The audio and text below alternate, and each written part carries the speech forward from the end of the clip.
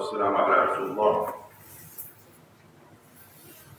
وعلى آله وأصحابه أجمعين رب اشرح لي صدري ويسر لي أمري واحلل عقدة من لساني يفقهوا قولي واجعل لي وزيرا من أهلي آمين يا رب العالمين سبحانك لا علم لنا إلا ما علمتنا إنك أنت العليم الحكيم. Dear brothers and sisters, welcome to the Masjid. Alhamdulillah Rabbil Alameen. Allah subhanahu wa ta'ala has given us another chance to attend the Juma, Alhamdulillah Rabbil Alameen. I have been here for about 2 weeks, 3 weeks, but I have been in USA for quite some time. And what I have generally observed in here, of course the case is not same with everyone, but in general what I have observed over here, that we as Muslims generally, again, don't take it personal, are kind of ashamed about who we are, about what we practice, about what we wear, about what we do. In general, I've observed that people, when they are on the spotlight especially, and somebody would say, who are you? So instead of, being of, I would say proud, yeah, why not? Being of proud of what background you come from, what iman you have on Allah subhanahu wa ta'ala, people feel kind of horrible, maybe that's a bitter word. People feel kind of humiliated if people would ask them questions that they don't have answers. So have we ever tried to think that why do we go through this?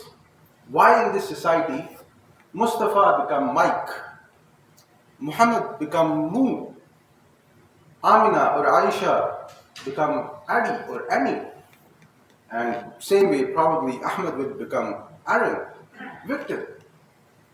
What does this indicate?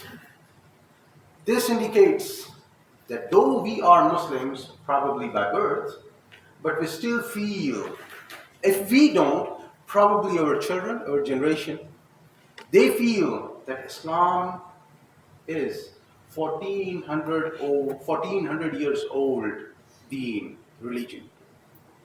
What it can offer me in this time? Quran, a book which was revealed to a person who claimed to be a prophet, Muhammad sallallahu alaihi wasallam. He was in a desert among Arabs. What this Quran has to offer me? I'm living in this world full of technology, life. Everything is in my hand, mobile. I have access to the whole world. Why would I need Quran? And then, when that person among us or among our children do not have the answers, so they start looking for solutions, of course. And the solutions they have, we have to understand this, that how do they understand those solutions? The first solution which comes into their mind is, because I'm born as a Muslim, and unfortunately, this is the case with most of the people. They think because I am born as a Muslim, so I know everything. So Islam is kind of slave of my house. I know everything. And if I cannot find the answers to the objections on Islam, then those objections must be right. Because I am Muslim, I know everything, I cannot find the solution, so they're not really understandable objections, so they must be right. And then, when somebody would ask us questions about Islam, what would we say? It's an old religion, people need to become modern, we should become liberal, we should be more open to the society and X and Y and Z. Of course, we can keep on talking about it, but I just want to give you a glance, and at the end I will tell you that why did I choose this topic today.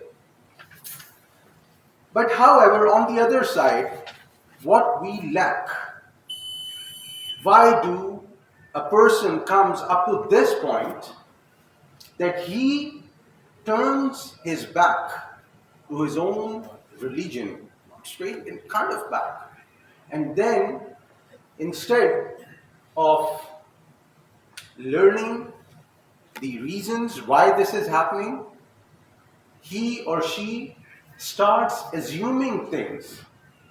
He or she starts believing in something which they have not learned.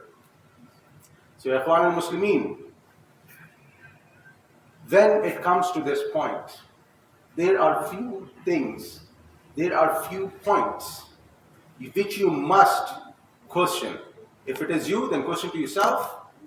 If they are your children, question them. Any Muslim who thinks that Islam is old, not modern, if Islam should become liberal, X, Y, Z, we must, and I would repeat, we must take some time out of our busy schedule and try to ask questions to ourselves and the people. The very first question would be, and now see, when I'm going to ask these questions, I don't need answers, but just ponder over them. How many of us would now, if ask our children what is the meaning of the word Islam, they would know. Everybody would say peace. Yeah, that's right. But how it is peace? If we question our children or ourselves, what is the message of Islam? Well, it's easy to say La ilaha illallah Muhammadur Rasulullah. Alhamdulillah. But have we ever tried to question ourselves or learn or try to teach to our children what does it mean La ilaha? What does the word ilah means? When we say believe in Allah subhanahu wa ta'ala, how we are supposed to believe in Allah subhanahu wa ta'ala? Do we have any rational or logical thinking to approach to our iman? Or is it just because I'm born as a Muslim and I've been told that there is only one God, so just believe in it, and he or she have to believe in it? And when they open their questions toward us, you, me, and we don't have answers, what do we do about it? Do we ourselves take time out to learn about the religion, to learn what is Quran, to learn that why Allah subhanahu wa ta'ala says that this is the last and final revelation for the whole humanity? Do we ever try to discuss these things at home, with our children, with our spouses, with our friends, with our neighbors? And when we discuss those things, do we ever try to draw or to learn that, okay, these are the rules and regulations that you have to discuss between in the boundaries? Do you ever try to do that? That brings us to the next thing. When these questions have been asked, or these questions that arise in our society, and we don't get answers, we don't want to accept. I don't want to accept that I have learned enough to answer these questions.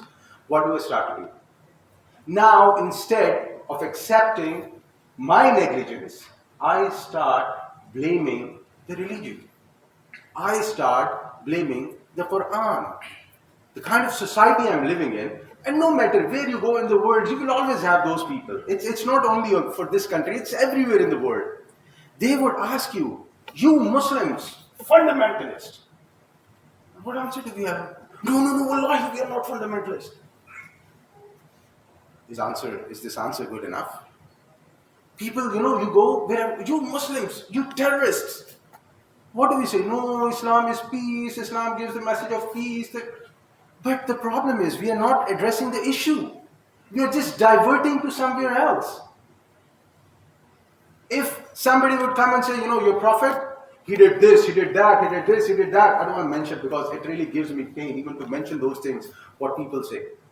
And what do we try to do? How do we try to answer that? So, Allah, see, that was 1400 years ago, pre-Islamic, this used to happen, after Islam, this happened, and now, yes, you're right, now this, and now that, and now. See, if this thing was so simple, if the mission of Prophet Muhammad ﷺ was so simple, if the Quran was so simple that if somebody had born as a Muslim and it has just went into him, like while the mother is feeding, the Islam also gets into your blood. No, it doesn't work like that. Not only about Islam, about anything. If you want to become a doctor, if you want to become an engineer, you want to become a journalist or X, Y, Z, is it happens that if our father or mother was a journalist or a doctor or an engineer, we just grew up with them and then we become one? No, it never happens. But again, unfortunately, this is what happens with Islam. A person who has come here 20 years ago, 25 years ago, got hugely influenced or inspired by the society the person is living in, what he starts saying? He starts spreading the message that I am liberal, I am modern.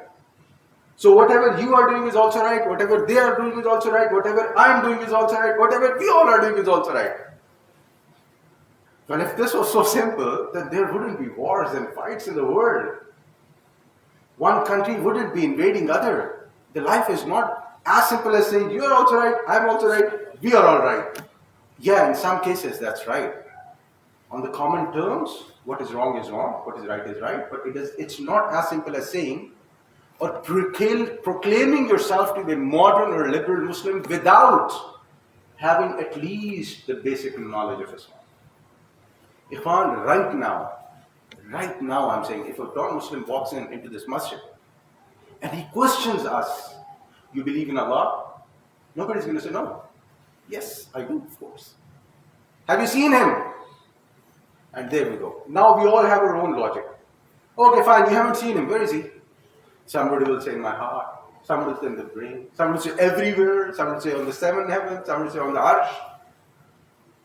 So the point I'm trying to put is that when we don't know about the Prophet, about his teachings, about the importance of Sunnah, about the importance of learning Islam, can you even imagine where we are taking ourselves and our next generation?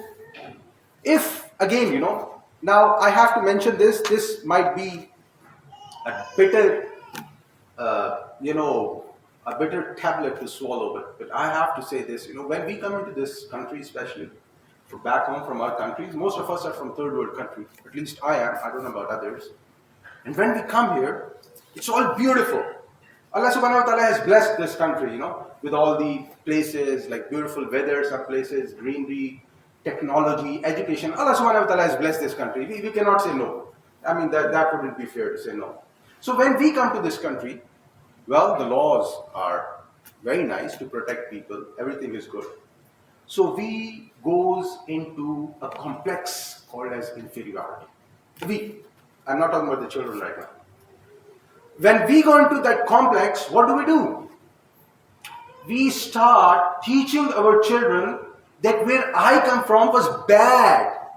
The ethical values, the moral values, the values of Islam, they're all old.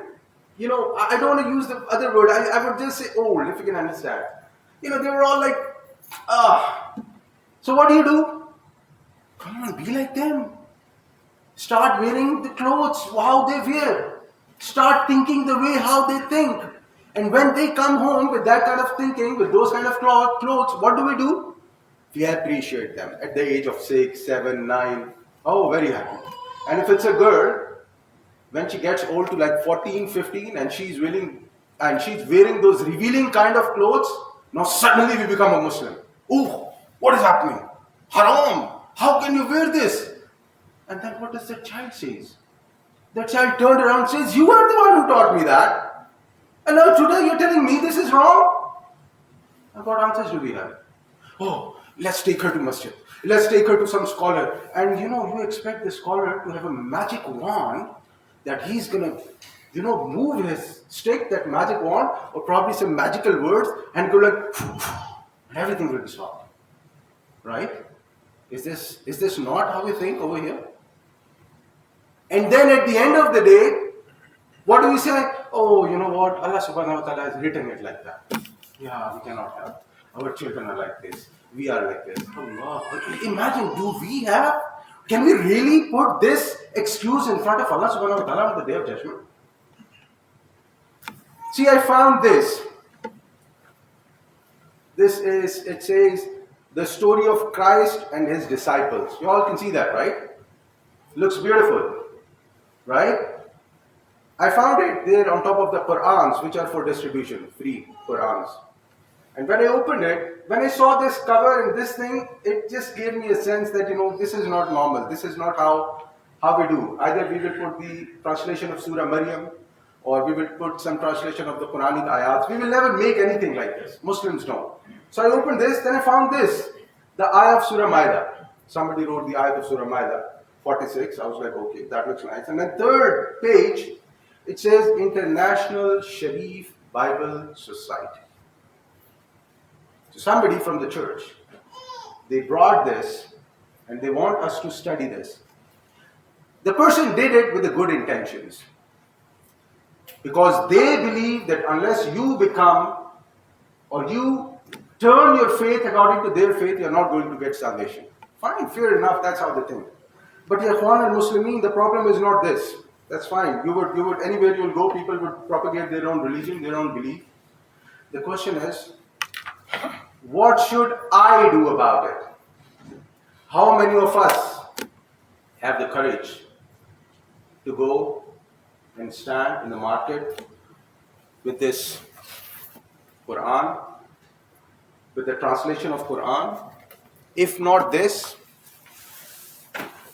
maybe a small booklet about Islam, a brief illustrated guide to understand Islam.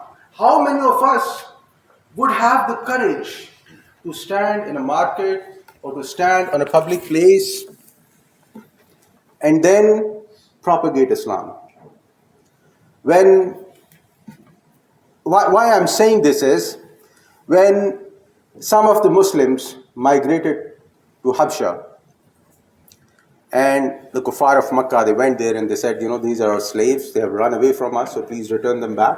I'm not going into the thing because it's going to take a long time. And when Najashi, the king over there, he asked those Muslims, so what do you believe about Jesus? Did they lie? They did not. And they knew that their truth can be dangerous. Their truth may make things very different than they are, but they did not. They told the right thing, that what Islam believes, not think, believe about Jesus, about his miraculous birth, about his mother, about himself, what is his status in Islam. We have a whole chapter called Surah Maryam.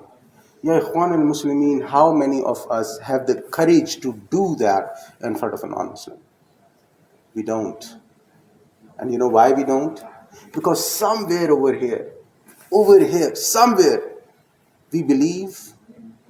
I wouldn't say believe, but it's in the subconscious that there is no point of doing this. Allah subhanahu wa ta'ala is going to take care of the religion, and Allah subhanahu wa ta'ala is going to do that. So with this, before I sit down for the second khutbah, the thing I would like to say, Ikhwan, is that as a Muslim, the minimum requirement for us is to please learn about your religion. Learn about the Aqeedah. Start with the Aqeedah, with Iman, whatever you want to call them. Whatever you want to call it. I say Aqeedah, you say Iman, or any other word. Please learn about it. Please learn about Iman. Right now, if somebody would ask you, what is the difference between Islam and Iman? There will be a big debate over here. What are the pillars of Islam? Why? What are the pillars of Iman? Why? Believe in Allah subhanahu wa ta'ala. Believe in angels. Believe in the day of death. What is destiny? How are we going to rise on the day of judgment?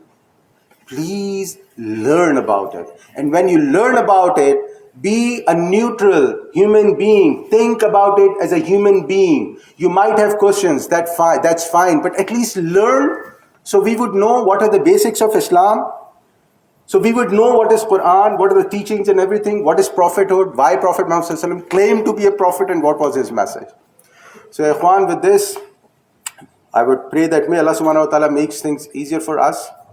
May Allah subhanahu wa ta'ala makes us from those Muslims who are not ashamed of themselves.